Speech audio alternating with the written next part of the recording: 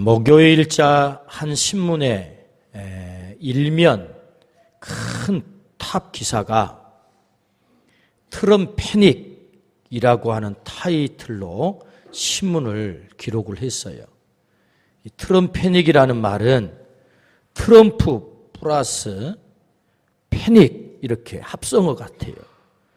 그래서 패닉이라는 말은 우리가 알다시피 공황 이런 것 아니겠습니까? 세계가 이 트럼프 패닉에 빠졌다. 45대 미국 대통령이 트럼프에 당선되므로 그야말로 세계가 아주 휘청휘청합니다. 골머리를 앓고 있습니다. 누구도 예상하지 못한 결과에 세계가 큰 충격에 빠진 그런 형국이죠. 트럼프의 공약들이 범상치 않습니다. 불법 이민자들이 넘어오지 못하도록 멕시코 사이에 장벽을 세우겠다. 보호무역을 하겠다. 이미 협상이 끝난 FTA 재협상을 하겠다. 우리나라와 관계에서는 주한미군 방위비를 100% 부담시키겠다. 이 전체적인 공약을 보면 이 자국 우선주의, 미국의 이익을 우선하는 정책을 그야말로 표방을 하고 있는 거지요. 세계는 지금 트럼프의 관심에 울고 웃고 있습니다. 영국의 이시 탈퇴를 결정한 브렉시트 이후에 미국마저도 세계주의가 아닌 자국의 이익 우선주의로 돌아서고 있습니다. 세계 평화에 심히 염려스러운 부분입니다. 관심은 너무나도 중요합니다. 우리를 움직이게 하는 에너지가 되기 때문입니다. 관심은 새로운 변화를 가져오는 힘입니다. 트럼프는 숨겨진 백성들의 관심을 자극했습니다. 어떻게 해서 트럼프가 이길 수 있었을까? 거의 대부분의 사람들은 또 여론, 언론기관들은 거의 클린턴이 이긴다라고 그렇게 예상을 했는데 유일하게 맞힌 것이 있었어요. 그게 이제 인공지능 알파고가 맞췄다네요. 그 외에는 전부 100% 클린턴이 이긴다. 이렇게 예상을 했단 말이죠. 근데 지금 어떻게 해서 클린턴이 패배하고 트럼프가 이겼는가에 대해서 그 분석을 아주 많은 사람들이 다양한 각도에서 분석을 하는데 그 가운데 가장 큰 이유 가운데 하나는 드러내지 않는 숨겨진 백인들의 그 마음을 자극했다는 것. 그들의 관심을 자극했다. 그러므로 승리했다. 이제 이렇게 분석을 합니다. 한 나라 지도자의 관심에 온 세계가 전전긍긍하고 있습니다. 트럼프의 당선 과정을 보면서 세계의 반응을 보면서 제 안에는 질문이 생겼어요. 그렇다면 한 나라의 대통령에 대해서도 온 세계가 이렇게 전전긍긍하고 골몰하고 있다고 한다면 그 대통령의 관심에 이토록 사람들이 초미의 관심을 가지고 있다면 우리의 만왕의 왕 되시고 만주의 주 되신 그분의 관심에 우리는 얼마나 골몰하고 있는가라는 질문. 우리의 영원한 생명을 결정지어버리시는 그 만왕의 왕 되신 그분의 관심에 우리는 도대체 얼마나 관심을 갖고 있는가라는 질문 말이에요. 주님의 관심은 무엇일까요? 우리가 정작 관심 가져야 될 주님의 관심. 오늘 본문은 주님의 관심이 무엇인지 우리에게 명확하게 들려주시는 말씀입니다. 오늘 10절 말씀, 오늘 본문의 결론이죠. 인자가 온 것은 잃어버린 자를 찾아 구원하려 함이니라. 왜 내가 왔느냐? 잃어버린 자 찾아왔다라고 주님이 정확하게, 명확하게 말씀하세요. 나의 관심은 잃어버린 자다. 그렇게 말씀하는 거죠. 성경에는 예수님의 오심의 목적을 명확하게 밝히는 말씀들이 여러 군데 나옵니다. 아주 직접적으로. 내가 왜 왔느냐 하면 이것 때문이야 라고 말씀하시는 말씀. 마가복음 1장 38절에 이르시되 우리가 다른 가까운 마을들로 가자 거기서도 전도하리니 내가 이를 위해서 왔다. 전도하러 왔다라고 직접적으로 말씀을 하세요. 마가복음 2장 17절 말씀.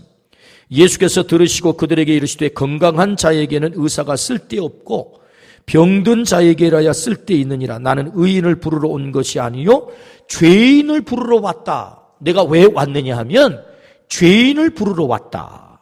그렇게 말씀을 하세요. 마가복음 10장 45절 말씀에는 인자가 온 것은 섬김을 받으려 함이 아니라 도리어 섬기려 하고 자기 목숨을 많은 사람의 대속물로 주려 함이니라. 목숨을 바쳐서까지 죄로 말미암아 잃어버린 영혼을 섬기기 위해서 왔다.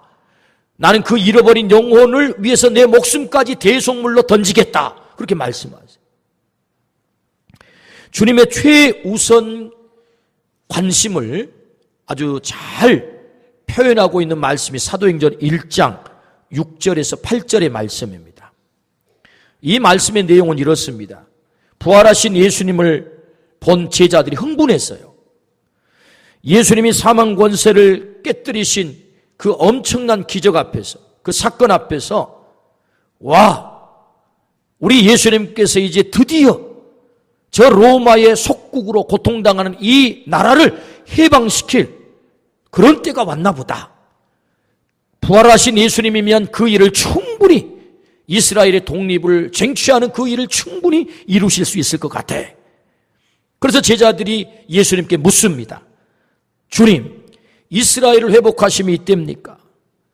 그때 예수님께서 대답을 하시기를, 그래 얘들아, 지금이다. 오늘을 기다려왔다. 우리 진군하자. 뭐 이렇게 대답을 하면 참 속이 시원할 텐데 예수님께서 그렇게 대답하지 않고 뭐라고 말씀을 하시느냐 하면은 때와 기한은 아버지에게 있다. 때와 시기는 아버지의 권한에 두셨다. 너희는 알 바가 아니라. 이렇게 말씀하는 거예요. 너희는 알 바 아니야. 원 세상에 예수님께서는 그러면 세속의 일에 대해서는 전혀 관심 없는 분이란 말인가요? 나라와 민족의 일에 대해서는 전혀 관심이 없는 분이란 말인가요? 그렇지 않아요. 우리 예수님께서는 예루살렘을 향하여 눈물을 흘리셨던 분이세요. 나라와 조국을 굉장히 사랑하셨던 분이 예수님이세요. 그런 분이 하시는 말씀, 주님, 이때입니까?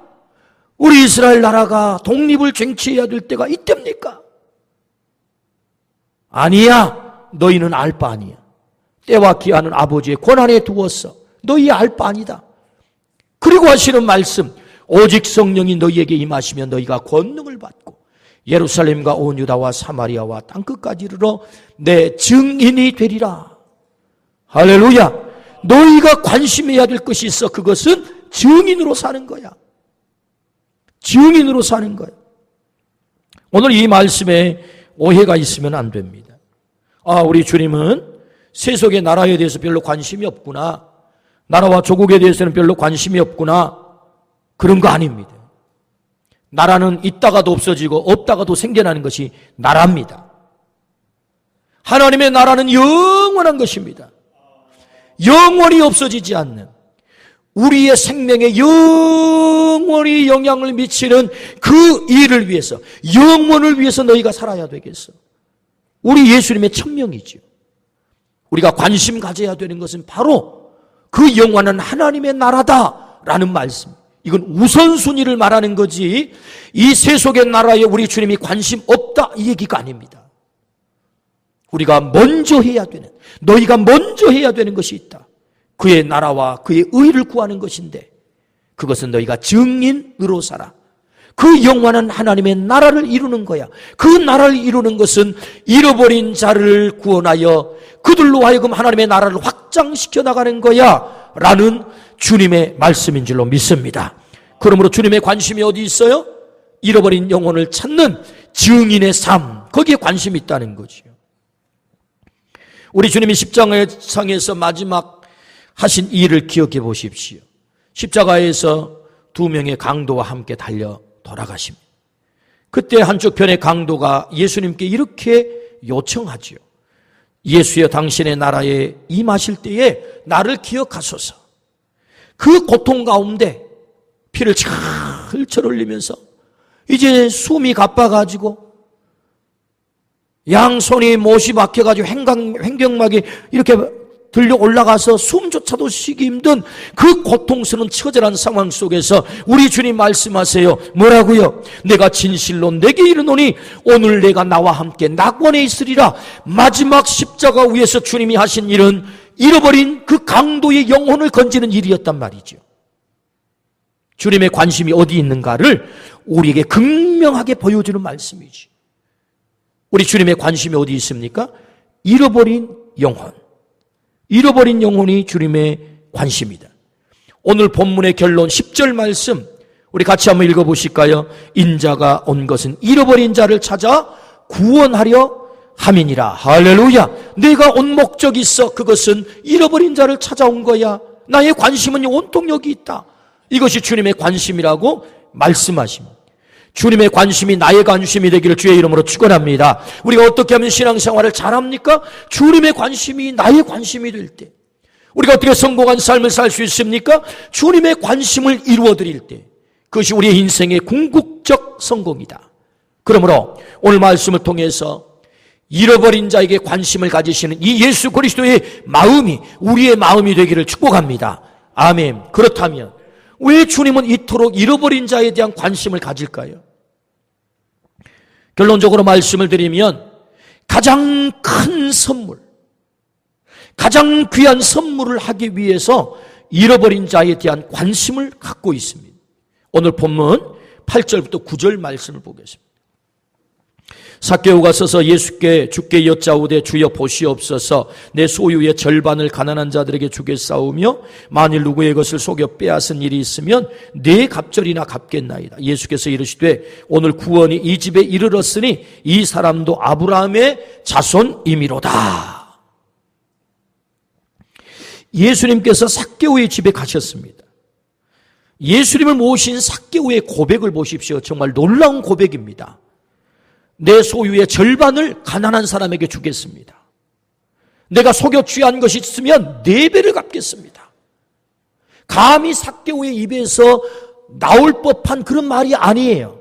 이건 삭개오 개인적으로 보면 천지가 개벽할 얘기입니다. 이 말은. 이거 도저히 이 삭개오 스타일이 아니에요. 이것은. 그런데 정말 천지가 개벽할 말을 이 삭개오의 입에서 쏟아내는 것입니다. 삭개오가 누굽니까? 여리고의 세리장이다. 그렇게 소개가 됩니다. 그럼 부자다. 키가 작다. 이렇게 소개가 돼요. 그는 돈의 욕망에 사로잡힌 사람이었습니다. 돈 되는 일이라면 그에게는 조국도 이웃도 없었습니다. 로마의 빌부터 동족들의 고혈을 빨았습니다. 정한 세금만 받는 것이 아닙니다. 세금을 많이 걷어서 일부를 로마에 보내고 나머지는 자신이 주머니에 집어넣었던 사람입니다. 때문에 사람들은 세리를 욕했습니다. 죄인이라고. 더러운 창녀 같다고. 창녀 취급을 한 거예요. 사람들은 손가락질하고 욕하고 누구도 가까이 하지 않습니다. 침을 뱉고 욕을 해도 매국노라고 손가락질을 해도 돈 되는 일이라면 괜찮았습니다. 이것이 삭개오가 부자가 된 비결입니다. 돈의 욕망에 사로잡혀 조국도 배신하고 이웃도 저버린 사람이 바로 삭개오입니다. 그런 그가 예수님을 집에 모시자마자 터져나온 고백이 뭐예요? 예수님, 내 재산의 절반을 가난한 자들에게 주겠습니다. 속여 취한 것이 있다면 제가 세무사 노릇하면서 많이 취했는데 그거 4배씩 갚겠습니다. 엄청난 얘기죠. 그렇게 움켜쥐기를 원했던 물질을 기꺼이 내놓겠다는 것은 예수님이 내 삶 속에 들어오니 정말 저는 여한이 없습니다 라는 고백이거든요. 지난날까지 나는 외로웠고 고독했고 누구도 친구도 없었지만 주님이 내 안에 오시는 순간 나는 그 불행에서 해방되어 주님이 나에게 행복을 주셨습니다. 그러니 내가 그렇게 움켜쥐기를 원했던 그것, 내 생명과 같은 그것 이제는 다 내려놓겠습니다. 불행했던 인간이 행복하게 됐다는 거죠. 어떻게? 예수님이 그 속에 들어옴으로. 예수님이 뭐라고 선언하십니까? 이렇게 선언하죠. 오늘 이 집에 구원이 이르렀다. 이 사람도 아브라함의 후손이다. 할렐루야. 예수님이 그에게 어떤 걸 선물한 거죠? 구원을 선물한 거죠. salvation. 그에게 구원을 선물했다. 아브라함의 후손의 그 신분을 회복시켰다. 가장 고귀한 선물, 가장 귀한 선물. 잃어버렸던 삭개오에게 주님께서 선물하신 줄로 믿습니다. 왜 잃어버린 자에 대한 관심을 갖습니까? 이 땅에 많은 잃어버린 영혼들이 불행하게 살아갑니다. 마치 그것을 얻으면 내 생명이 될 것처럼. 그렇게 생각하며 생명 아닌 것을 붙잡고 헛된 것을 붙잡고 그렇게 불행하게 살아가는 사람들이 많단 말이죠. 그 잃어버린 영혼, 정작 붙잡아야 될 생명을 붙잡도록 우리 주님께서는 잃어버린 영혼에 대한 관심을 갖습니다. 오늘 이 집이 구원이 이르렀다. 오늘 이 집에 구원이 이루어졌다. 이 사람도 아브라함의 후손이다. 오늘 하나님께서 우리에게 주신 이 생명의 선물을 받아야 될 줄로 믿습니다. 우리가 생명의 선물을 받아야 된다. 뿐만 아니라 지금 잃어버린 영혼도 이 생명의 선물을 받아야 된다. 주님이 선포하시잖아요. 이 집에 구원이 이르렀다. 한없이 불행하던 삭개오가 가장 행복한 사람이 됐습니다. 오늘 또 주님은 우리에게 가장 귀한 선물을 하기를 원하세요. 그 귀한 선물이 무엇입니까? 하나님이 주신 구원, 영원한 생명, 저 영원한 하나님의 나라, 저 천국, 없어지지 아니한 이 땅에 있다가 없어지는 거 그런 것 말고 내가 그거 가졌는데 우리 이 땅 떠나면 다 놓고 가잖아. 뭐 좀 얻었는데 높아졌는데 그거 다 내려놓고 다 그거 떠나는 것, 내 손에서 떠나는 것이고 썩어지는 것이고 없어지는 것 아니겠습니까? 그 없어지는 것 말고 사라진 것 말고 영원히 사라지지 않는 이 영원한 생명, 그 선물을 우리 모두가 누려야 될 줄로 믿습니다. 때문에 주님은 잃어버린 자에게 바로 그 선물을 주시기 위해서 관심을 갖고 있다는 거예요. 우리도 애초에는 잃어버린 영혼이었습니다. 삭개오처럼 욕망에 사로잡혔던 사람이었습니다. 죄에 사로잡혔던 사람이었습니다. 손가락질 받던 사람이었습니다. 지옥을 향해 걷던 소망 없이 살았던 사람입니다. 불행한 사람이었습니다. 그런 나에게 어느 날 복음이 들려왔습니다. 그런 나에게 주님이 찾아오셨습니다. 나의 삶을 변화시켜 주셨습니다. 죄와 사망의 법에서 해방시켜 주셨습니다. 주님은 나에게 영원한 생명을 선물로 주셨습니다. 누구도 취소할 수 없는 구원을 허락한 줄로 믿습니다. 저 천국을 선물로 주신 줄로 믿습니다. 때문에 잃어버린 자에 대한 관심을 주님은 오늘 또 가지고 계신다. 그 선물 때문에. 금년 2월에 국민일보에 경기도 이천에 사는 이종일 성도님의 간증이 실렸어요. 어린 시절 집이 넉넉하여 2명의 머슴을 두고 살았답니다. 그런데 아버지가 노름을 하기 시작했습니다. 그 일로 엄마 아버지가 날마다 싸우는 거예요. 다투는 거예요.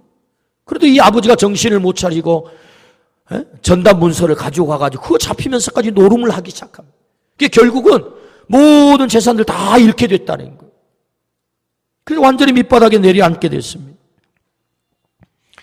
돈을 벌어야겠다고 생각을 했습니다. 중학교를 졸업하고 닥치는 대로 일을 해서 돈을 벌었습니다.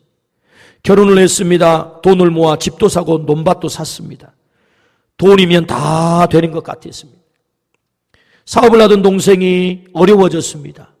보증을 서달라고 요청합니다. 동생이 어렵다니 보증을 안 서줄 수가 없어요. 내가 보증 서주면 대출 받아가지고 좀 일어나겠다 싶어가지고 또 정에 이끌려가지고 보증을 선 거예요. 자기 전 재산을. 그런데 이 동생이 회생하지 못하고 그만 부도가 나고 말았다는 거예요. 그래서 자신의 재산이 다 경매에 붙여지고 날아가게 됐다는 거예요. 우라통이 터졌습니다. 화병이 들어가지고 도저히 살기가 힘들었습니다. 그래도 어떡합니까? 인생 마음대로 되진 않지만 그래도 살아야 되겠기에 자식들 식솔들을 먹여 살려야 되니까 리어커를 끌고 길가에서 떡볶이 장사를 시작했다니 다시. 그 화를 참아내면서 그 우라통을 참아내면서 그 어간에 큰 딸이 둘인데 전도를 했어요. 교회 가자고만 하면 그때마다 큰 딸을 혼을 냈답니다. 교회는 돈 긁어 모으는 중소기업이라고 그런 생각을 했습니다.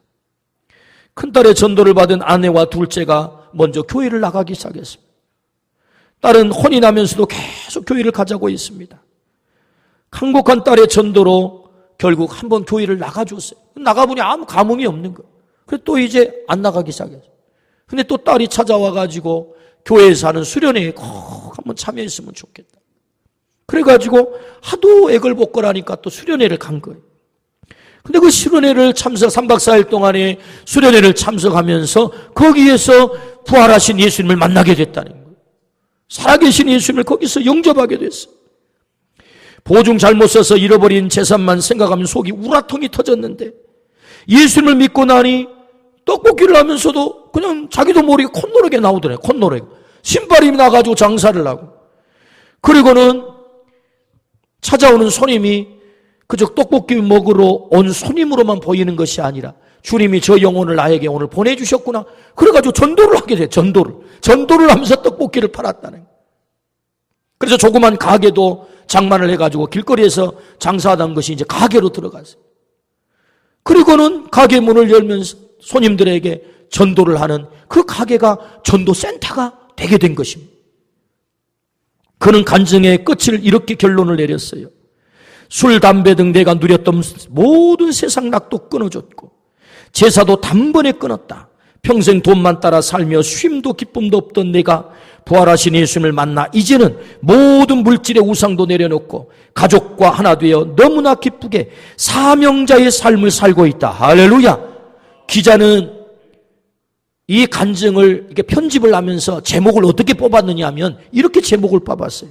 떡볶이 아저씨 돈의 노예에서 부활의 증인이 되다. 멋진 삶을 살고 있다는 거예요.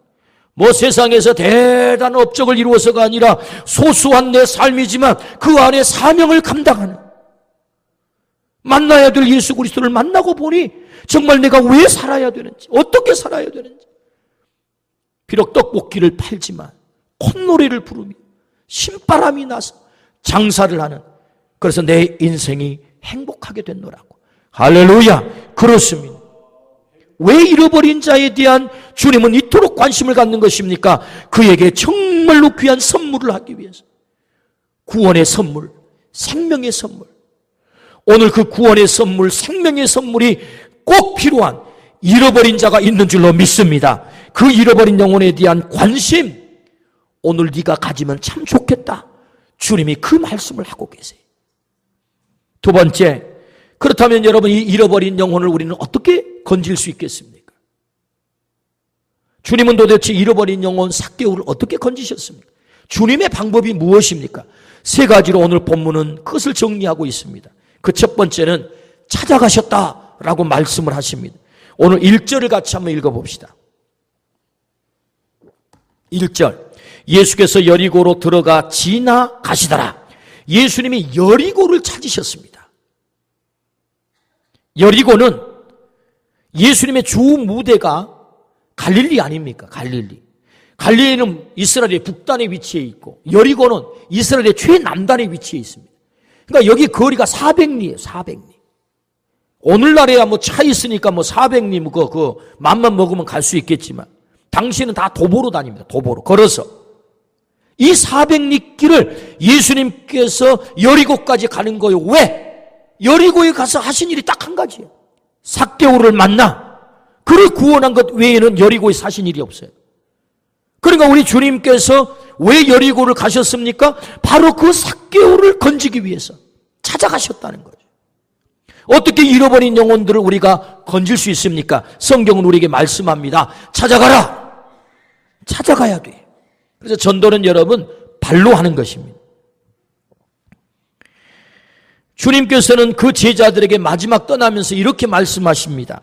그러므로 너희는 가서 모든 민족으로 제자를 삼아. 어떻게 해요? 가라고 말씀하세요. 찾아가라고 말씀하세요. 이것이 잃어버린 영혼을 건지는 방법입니다. 이 명령을 들었던 사람들이 있어요. 1892년 이 호남 땅을 가슴에 품고 7명의 선교사가 들어옵니다. 우리는 그를 가리켜서 7인의 개척자라 그렇게 불러요. 1892년 그래서 우리나라에 들어와 가지고 저 전주에 선교부를 설치를 합니다. 7인의 개척자, 전킨 부부, 레이놀즈 부부, 테이트 남매, 그리고 데이비스 선교사, 이 7명의 선교사를 7인의 선교사라 그렇게 부릅니다. 그들은 화려한 삶을 살 수 있습니다.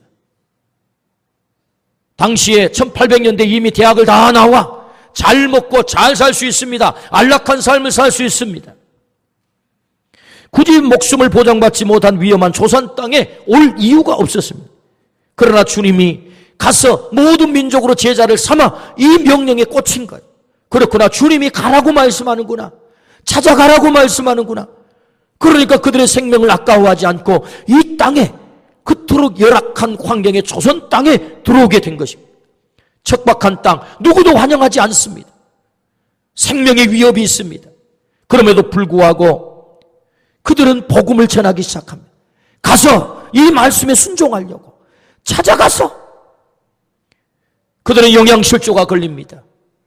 풍토병에 걸려서 죽어갑니다. 2살짜리 아이를 먼저 앞세웁니다. 그럼에도 불구하고 복음 전하는 일을 포기하지 않습니다. 호남 신학대학의 동산에 선교사들의 묘역이 있습니다. 제자 훈련을 끝내면 마지막 코스로 꼭 그 선교 동산을 오릅니다. 할 때마다 감동입니다. 거기 비문을 보면 2살 먹은 아이가 누워 있습니다. 왜 그 아이가, 우리와 아무 관계없는 그 아이가 거기 와서 누워 있을까요? 거기 서서평 선교사의 묘역이 있습니다. 이 서서평 선교사는 마지막 돌아가실 때 영양실조에 걸려서 돌아가셨다는 거. 영양실조로. 그는 13명의 고아들을 자신의 자녀로 입적을 시키고 한 명의 나병 환자를 자신의 아들로 입적을 시켜가지고 그를 돌보며 섬기다가 영양실조로 돌아가시면서 남긴 마지막 그의 유물이 담요 반짝이었다는 거예요. 담요 반장. 왜 반장이냐? 그 나머지 반장도, 이거 반장이면 내 몸 덮는데 충분하다. 반장도 잘라서 가난한 사람 주어버렸다. 그리고 주머니에 7전이 남아있어요. 7전. 왜 그분들이 그렇게 해야만 했습니까? 아무 관계없는 이 땅에, 목숨을 보장받지 못한 이 땅에 와서 안락하고 편안하게 화려하게 살 수 있음에도 불구하고 왜 너희는 가서 모든 민족으로 제자를 삼아 주님의 이 명을 듣고 앉아있을 수 없어. 이 땅까지 찾아온 것 아니겠습니까? 어떻게 잃어버린 자를 우리가 건져낼 수 있어요? 너희는 가라. 주님이 말씀하세요. 찾아갔습니다. 주님도 찾아갔습니다. 오늘 그 잃어버린 영혼을 우리가 찾아가야 될 줄로 믿습니다. 그 영혼에게 우리가 가서 전해야 될 선물이 있다. 주님이 말씀하세요. 너희가 아니면 전할 수 없는 그 선물을 너희가 가지고 가야 되겠어. 두 번째, 우리는 어떻게 잃어버린 자를 건질 수 있겠습니까? 주님은 삭개오의 삶 속에 들어갔습니다. 주님이 가르쳐준 두 번째 방법, 그것은 삶 속으로 들어가는 것입니다. 5절 말씀을 같이 한번 읽어봅니다. 시작. 예수께서 그곳에 이르사 쳐다보시고 이르시되 삭개오야 속히 내려오라. 내가 오늘 내 집에 유하여야 하겠다 하시니. 여러분, 삭개오는 키가 작았대요. 그래서 사람들이 하도 많이 모여있어 예수님은 보고 싶은데 볼 수가 없는 거예요. 그래서 나무 위, 오늘 본문에는 돌무화과, 과거에는 뽕나무, 이 나무 위로 올라간 거예요. 세리장은 여러분 세무서장 아니에요? 그 체면도 내려놓고 나무 위로 올라갔대요. 그런데 예수님이 지나가면서 삭개오의 이름을 부른 겁니다. 이름을. 성경은 어떻게 해서 삭개오의 이름을 예수님이 알았는지는 설명하지 않습니다. 어쨌든 예수님은 삭개오의 이름을 부르고 있어요. 이 말은 곧 타켓이 정확했다는 거죠. 잃어버린 영혼을 건지기 위해서는 목표가 정확해야 돼요. 우리가 허공을 치고는 어떤 것도 이룰 수 없습니다. 한 영혼을 집중했다는 거죠. 예수님은 400리 길을 걸어서 삭개오의 이름을 부르면서 한 걸음 한 걸음 떼면서 여기까지 온 것입니다. 그리고 그 삭개오를 만난 거예요. 삭개오야 내려오너라. 그의 이름을 불러줬다는 말은 그의 삶 속에 들어갔다는 거죠.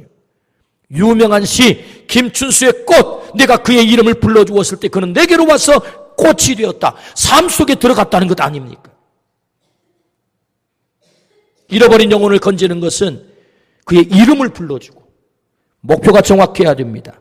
타겟이 분명해야 됩니다. 아, 그 잃어버린 영혼, 내가 그 영혼을 이름 불러가며 기도해야지. 오늘 우리가 구원받기까지는 누군가가 내 이름을 불러가면서 수없는 밤을 새우면서 기도했다는 사실을 아십니까? 오늘 우리가 이렇게 주의 전에 와서 구원받은 자로 하나님을 예배할 수 있었던 것은 누군가가 내 이름을 불러주며 내 삶 속에 들어와 개입했다는 사실을 아십니까?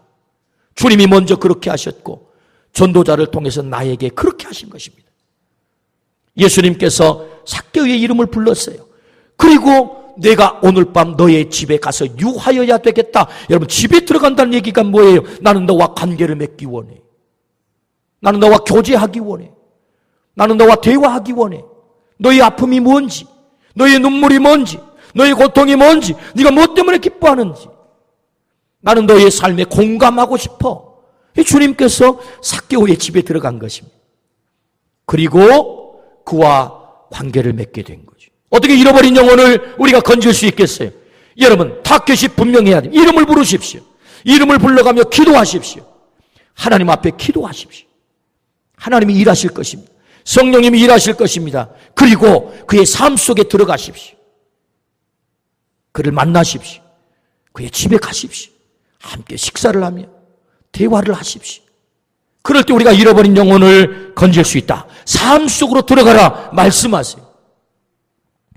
전도해 주셔서 감사하다고 만날 때마다 감사 표시를 하신 분이 계십니다. 그 영혼을 건지기 위해서 이름 불러 기도했습니다. 새벽에 기도하고 밤에도 기도하고 생각날 때마다 기도하고, 그리고 집으로 수없이 찾아갔습니다. 그리고 형편을 들었습니다. 그의 형편을 들었습니다. 어떤 날은 정말로 말하기 어려운 가슴 속에 꽁꽁 싸고 있는 상처를 얘기했습니다. 이 얘기를 듣는데 저도 모르게 눈물이 글썽글썽 되는, 그런 아픔이 있었군요. 그런 어려움이 있었군요. 함께 공감을 하며 기도했습니다. 한참 후에 초청에 응해서 그분이 교회를 나오셨어요. 그리고는 지금은 신앙생활을 참 멋지게 잘하십니다. 삶 속에 들어갔을 때, 아픔을 들어주고 공감해 줬을 때 주님 앞에 나온 것입니다. 오늘 또 주님 말씀하세요. 잃어버린 영혼의 삶 속에 들어가라. 찾아가서 그리고 그의 아픔을 듣고 그의 이야기를 들어주고 함께 공감할 때 그 영혼을 주님 앞에 인도할 수 있다라고 말씀을 하십니다. 오늘 그 잃어버린 영혼의 삶 속에 들어가는 은혜가 있기를 축복합니다. 이름을 불러 기도하십시오. 하나님이 일하실 줄로 믿습니다. 아멘.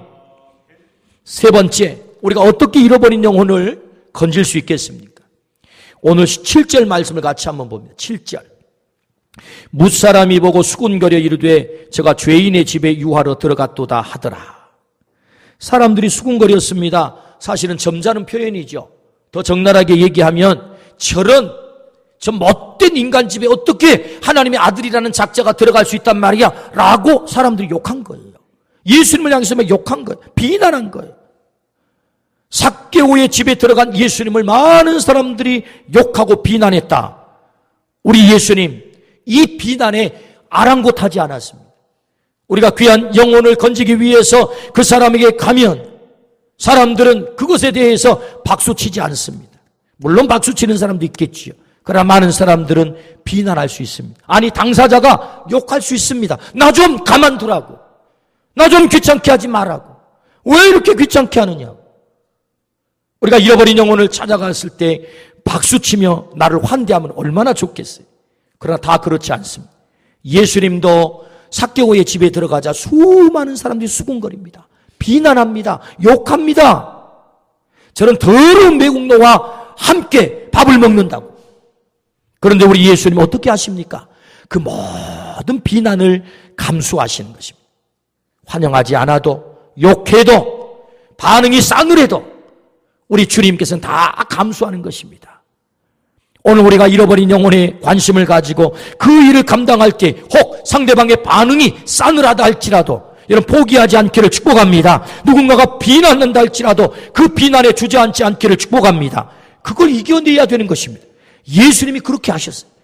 비난을 다 감수하셨다. 교회 앞에서 전도를 해보면 전도 받는 사람들의 반응이 참 다양합니다. 한 번은 아주 세련된 옷을 입고 가시는 50대 아줌마가 탁 오는 거예요. 야, 저분에게 내가 오늘 전도를 해야 되겠다. 전도지를 탁 내미는데 완전히 찬바람이 쌩 지나갑니다. 아랑곳하지도 않고. 그래, 그냥 둘 수 없잖아요. 쫓아가가지고 다시 전도지를 내밀었습니다. 그랬더니 발걸음을 딱 멈춰서 하는 말이, 우병우 레이저를 쏘면서 하는 말이, 왜 귀찮게 하세요? 멀쩡하게 생긴 사람이. 이러는 거예요. 아, 제가 멀쩡하죠. 양복 입고 넥타이도 맸으니 얼마나 멀쩡해요. 멀쩡한 것은 잘 본 것 같은데 왜 멀쩡한 사람이 남 이렇게 귀찮게 하세요? 한마디 하고 딱 똑똑똑 하고 가는 거예요.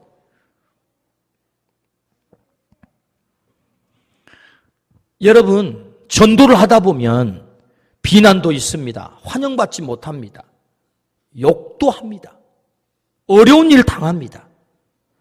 우리 예수님 그런 일 많이 당했습니다. 심지어 십자가에 매달아 죽여버립니다. 그런데 우리 예수님 그 비난, 그 어려움 다 감수합니다.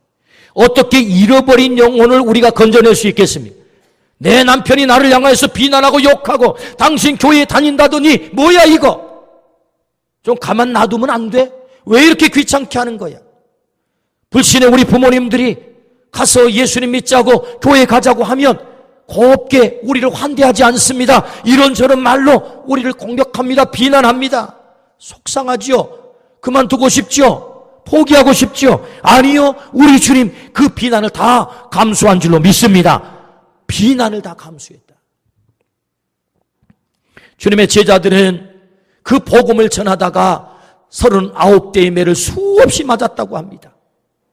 동족들에게 버림을 당했다고 말합니다. 먹지 못하고 굶주리지 못하고 그 엄청난 어려움을 당했다라고 말합니다. 그 비난을 당하고서야 심는 대로 거두는 주님의 이 법칙을 그들이 얻게 된 줄로 믿습니다. 한 알의 밀알이 땅에 떨어져 죽지 아니하면 많은 열매를 맺지 못한다라고 주님이 말씀하세요. 죽어야 됩니다. 대가를 지불하지 않고는 생명의 열매를 거둘 수가 없습니다. 주님이 이렇게 말씀하십니다. 의를 위하여 박해를 받는 자는 복이 있나니 천국이 그들의 것입니다.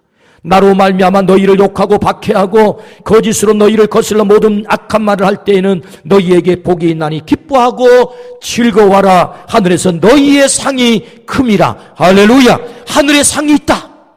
잃어버린 영혼을 위하여 내가 당하는 수목, 비난, 아픔, 고통, 하나님 상이 있다. 분명히 말씀하세요.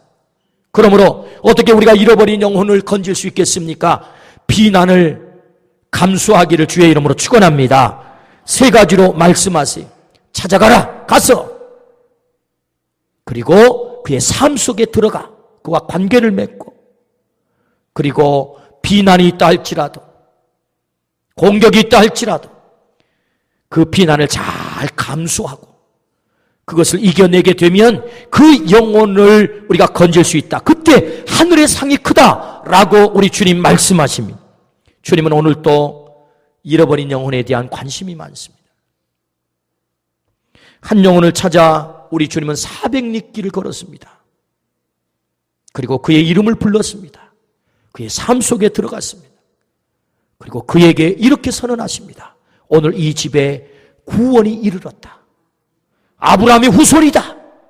영원히 없어지지 않는 영원한 생명의 선물을 그에게 허락한 줄로 믿습니다. 왜 주님이 잃어버린 자에 대한 관심을 갖습니까? 이 선물을 하라는 거죠. 그런데 여러분, 이 선물을 전달할 자, 그 전달할 자를 오늘 부르셨어요. 그 사람이 누굽니까? 오늘 여기 앉아 계신 우리 모두가 그 선물을 운반해야 될 운반자라고 말씀하십니다. 그 사람에게, 그 영혼에게 유일하게 갈 수 있는 사람은 바로 너야! 라고 주님이 말씀합니다. 누구도 그에게 그 선물을 전할 수 없어. 너만이 전할 수 있어. 그 잃어버린 영혼에게. 그러므로 오늘 주님의 관심, 그 잃어버린 영혼, 그 잃어버린 영혼을 주님 앞에 온전히 생명의 열매로 올려드리는, 영혼 추수하는 추수감사절, 그래서 블레싱 데이가 되는, 축복의 날이 되는 그런 즐거움을 우리 모두가 맛보시기를 주의 이름으로 축원합니다. 아멘. 기도하십시다.